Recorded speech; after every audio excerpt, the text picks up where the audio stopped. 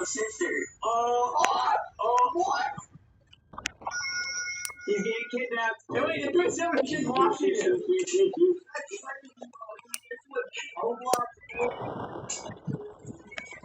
Yo, I love burning people. Yeah, I do that all the time. Yo! Yeah, what was that murder doing a second ago? Oh my god. Bro doesn't like. Yo!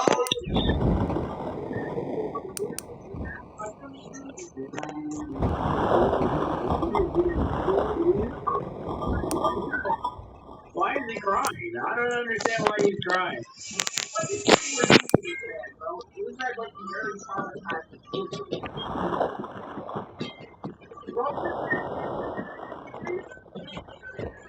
Oh, he used the crucifix. He's teabagging on him. Yo. Okay, what happens now? Yo, W, man. You got to.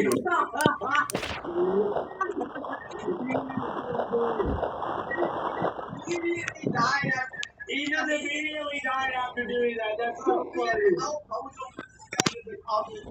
Find the path? Okay. Wait, what? Can you do that? He's actually really smart.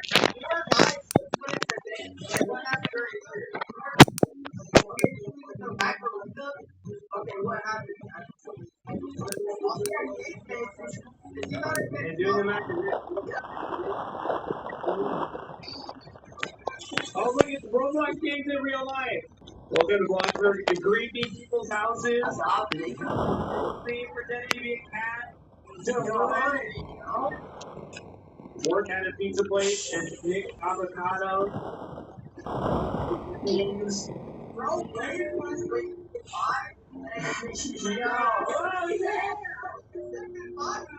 how do players get so laggy that they lose their hair? Oh my god. Is this what you want? Come on, trust me now, dude. Yo, what's that? You're gonna get stuck by lightning. Yeah, I do it.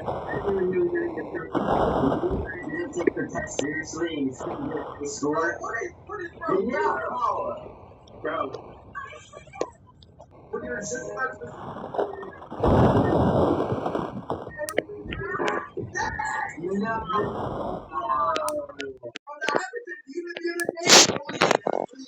Steven, how long does it take to beat doors? Like, at least 30 minutes. That's 30 minutes of time wasted because you have poo-poo internet, dude. That's insane. Ouch. Oh, no. What is thinking about doing, bro? What is Yo.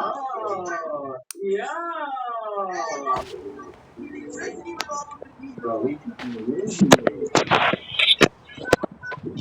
Alright, so we got two motivators. What is gonna happen here? It looks like it's queso being fast. You guys think it's faster? No.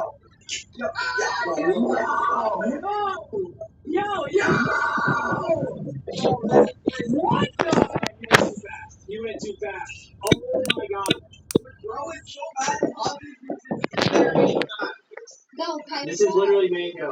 ข่าวมาร้านวันมิชลินสตาร์และยังได้รับมิชลินกรีนสตาร์อีกด้วยเป็นการยกระดับอาหารอินเดียให้ This is literally mango.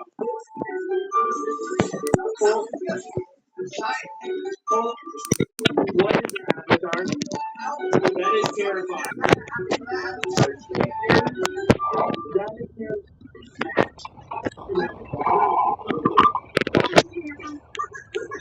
So they said I need a girlfriend.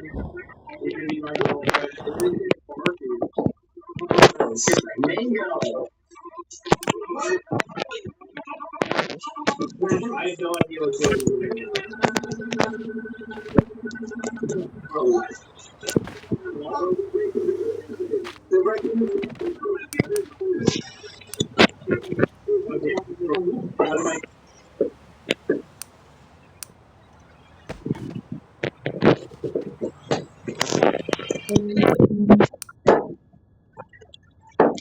honor of Mother's Day, today we're taking a look at which cartoon moms deserve flowers and which ones deserve predictive services.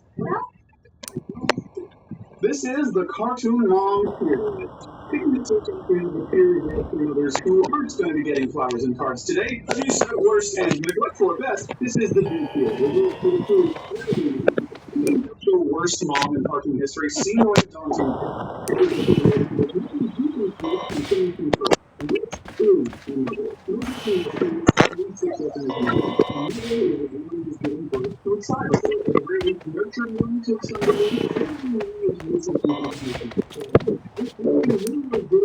So their only son's birth, it's good enough for a dad to not show up for his child too. Dropping out and leave immediately, abandonment would be bad enough on its own, obviously, but Mrs. Duke taken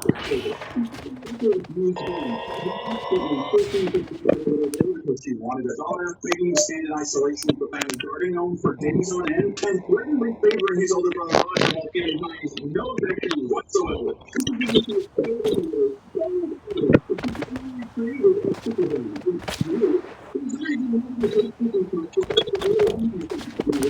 At least he actually loves his kid. If we had to give Mrs. Doofenshmirtz points for something, it'd be that she does genuinely love Roger, but that's nowhere near enough to make up for how poorly she treats Hines. Next, we have a parent who was more prejudice, but, well, not in a good way. Beatrice Horseman admittedly went through a lot in her life, and while we do sincerely feel for her, it's no excuse for how she treated Bojack. She was incredibly neglectful and verbally abusive to him, and the latter was when he was lucky enough to have. She remained a toxic to her age and never really showed any ability to change for the better. Her worst attribute has to be directly telling Bojack that his birth ruined her life. Bojack is a pretty ultimately responsible for his own actions. Beatrice's abusive parenting style didn't help. Let's not forget that heartbreaking scene in the season 6 premiere where she revealed that he first heard as a young child because he and his mom blacked out drunk. He saw an opportunity to finally make up to her. We don't have a joke here. That's just sad. The only reason Beatrice was very last is that unlike Mrs. Doofenshmirtz, she at least had some third from the bottom is the titular character Oral. The third from the character is Cynthia Montflanders type, a Christian wife who as you might tell from Clay not being adjacent to an Ed Flanders type, this is a very misleading way of viewing her. We could go on about how horrible Claire is as a wife. She did get Clay back now before they got married, after all. No! It's raining! I'm dead! She's not outwardly abusive. The spoon! She is occasionally shown to be sympathetic towards Oral, though, and in the series, Oral as an adult is shown to have a picture. Also, I agree. She's not as a parent, but again, she's not outwardly abusive, nor has herself completely written her off. She leaves some room for doubt as if she's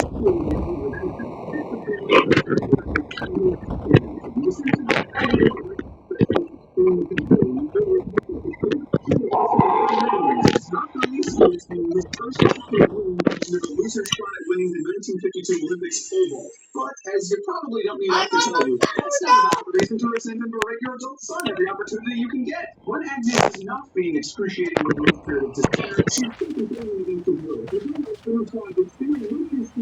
Sometimes, and honestly, we really blame him. The only reason she's doing this is while she's not exactly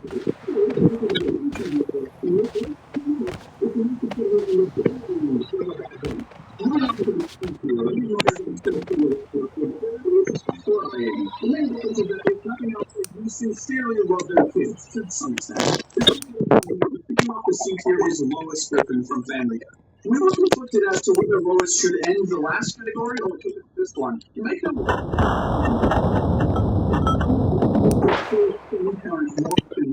especially in regards to Meg. When Meg gets a boyfriend in Go Stewie Go, she makes out with him while Meg is away, showing she has no regard for her daughter's feelings. She almost never shows compassion for her, and when she does, it's usually half-hearted, or she abandons it partway through, like abandoning her spring trip with Meg to get absolutely plastered. That said, there are times when she shows care for for her kids. She genuinely loves Stewie, even having trouble bringing herself to fight him when he takes over the world. As for Chris and Meg, while she's usually much worse to them, it's rarely intentional, and she'll usually do her best to make up for what she does wrong. There are even some times where she'll stand up for her and the winner is Lois sends Quagmire over to Connie's house as revenge for her pranking Meg and tricking him to get the kid. Later, on Stewie Street, she straight up extorts candy from the mother of the boy who stole Stewie.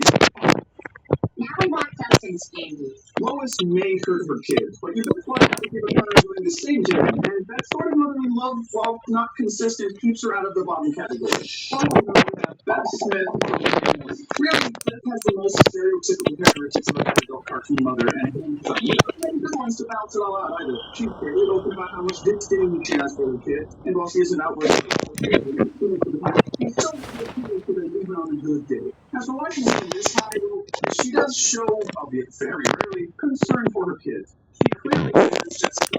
There are times when she reveals some level of care for Morty too. And if nothing else, while she's made plenty of terrible mistakes, compared to the stuff Lois has done, they're not even on the same level. Moving into the horrible theories, Miriam Capacity from the series as an adult is the clear portrait of parental favoritism.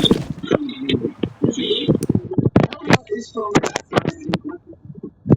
what's more, she also portrays addiction due to her frequent enjoyment of smoothies. Hi, your mom would just say you were needing a batch of food. We have a feeling there's something more to those than just the thing separating Miriam from the D-tier mother is that she's at least shown occasional concern for Helga and some level of desire to improve as a mother. When her career causes her to neglect Helga, she leaves it in order to spend more time with her.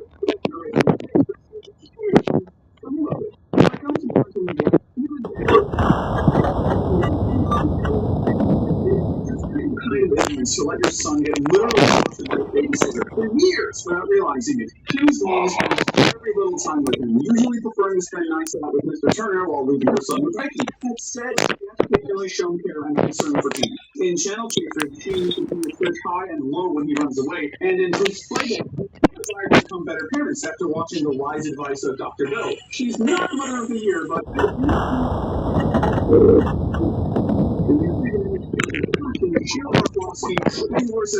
she's her same parents, but she's guilty of sheltering her kids and often taking them on for yelling, but also she really does care about them at the end of the day. Barely flawed mother. Okay, this next one's been done. I'll help you get this better. I'll help you get this better. Better goes for free. If you just play. I don't want to though. This is the only chance we're gonna get this though. Never bothers to disappoint him for bad behavior. There used to be this theory that was actually pretty sweet, where the whole reason she let him get away with things was because the creators just made a weird choice. But Caillou had to survive. The show's creators just made a weird choice. So while Doris may not be malicious, she's not really a competent mother either. But she loves Caillou at least, and given that he's Caillou, that in itself isn't changed. This is a bit of a deep cut. I'll not mention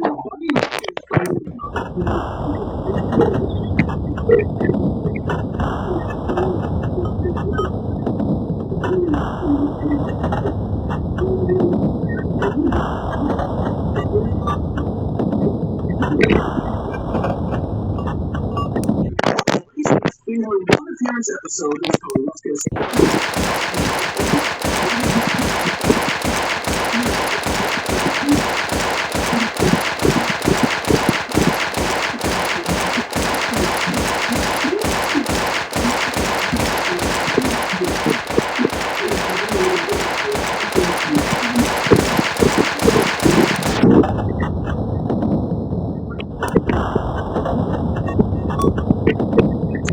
she's made up for it. She does genuinely love them. Her occasional romance comes less from malice and more from a place of genuinely not understanding how far it's between them. At the end of the day, for everybody, it's like in the episode of Bullied for Steve, where she's genuinely concerned about Steve being beaten up, only to be very slow at finding out who it is that's doing it. You're Steve's boy? She's far from the most moral mother on our list. Family that maybe years on end. Randoming out the seashore mothers is the brilliant minds behind such recipes as Frito pie with Wolf Brand chili, Peggy Hill. As Bobby's mother from King the Hill. As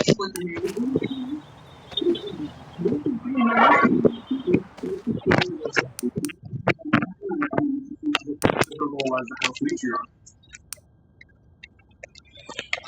Little friends mentioned in the thing which was Donna Tubbs. True to the format of a separate farm sitcom, she's by far more responsible for her marriage, at least in the context of the Cleveland show. She dearly loves her kids and does her best to show it. That said, she can be short-tempered with them at times, which may lead to her saying things that can be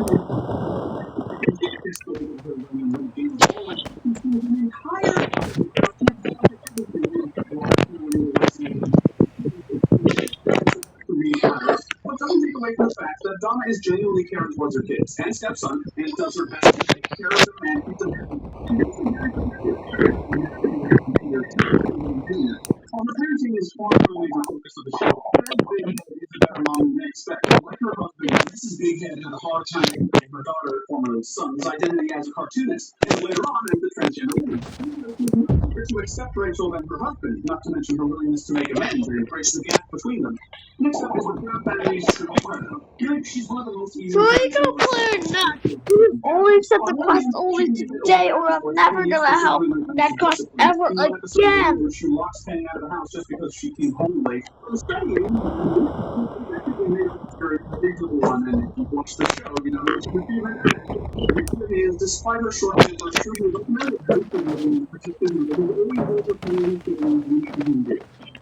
short-tempered mother figures. What we notice if we didn't get Nicole Waters in a respectable spot. In other words, you either like it or you don't. Nicole, perhaps the most mama bear in history. Take the Fury, for example. You could revoke her in countless ways for the sake of her career in honor. She'll just take it. But the second you threaten her family, it's straight up over. Do not have to simply pass away. Of course, Nicole is sometimes guilty of being overbearing toward her, and even taking her anywhere else.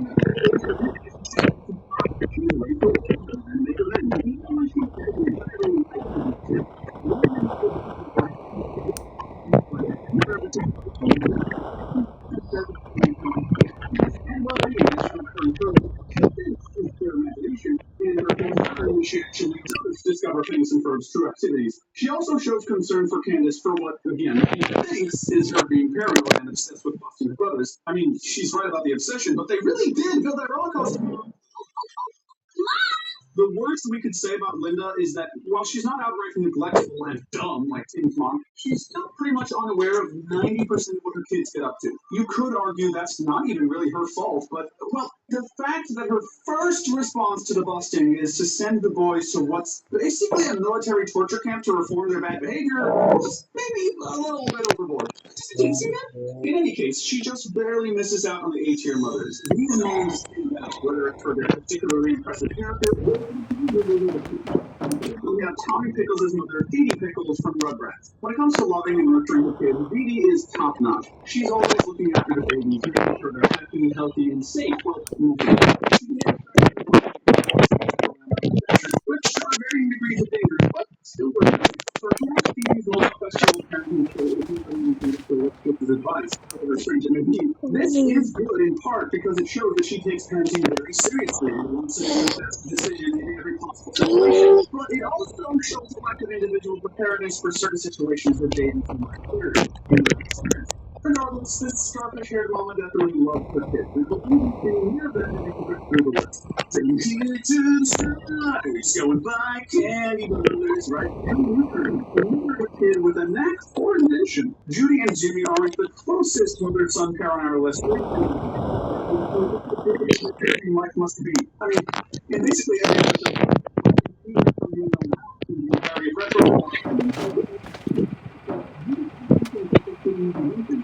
He does his best to keep it in check and reel anyone go too far. While she might sometimes be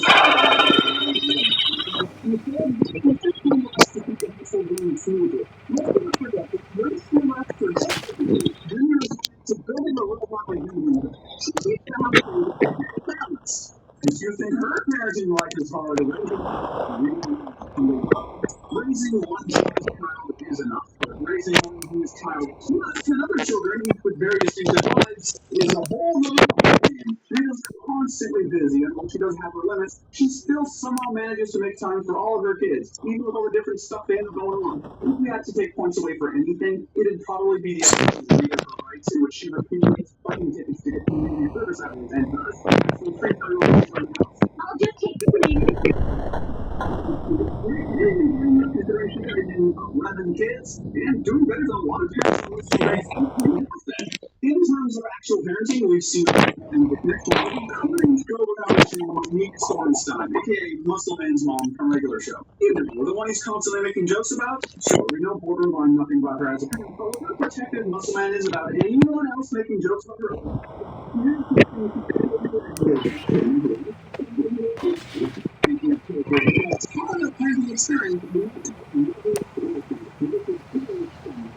She's a very minor character, only appearing here and there throughout the show. But like her husband Harold, she loves SpongeBob dearly and is always supportive of him. When SpongeBob needs to move back in with them in Home Sweet Pineapple, she's ready to come get him within days. And they're always happy to celebrate his achievements, from getting his license in No Free Rides to moving to job in New Days. It's easy to see where SpongeBob gets some of his good nature from. Now, we wish we could put it even higher, but we don't know if our parents is up in it. Completely wrong with the mention that Wanda is the godmother of Timmy, mother of Poof, and in later seasons, basically, she really loves Timmy and Poof and is very protective of him, often trying to keep the corner from making Richard but it's kind of steering in the right direction in general. We really don't have anything to take Poof away from Wanda for either.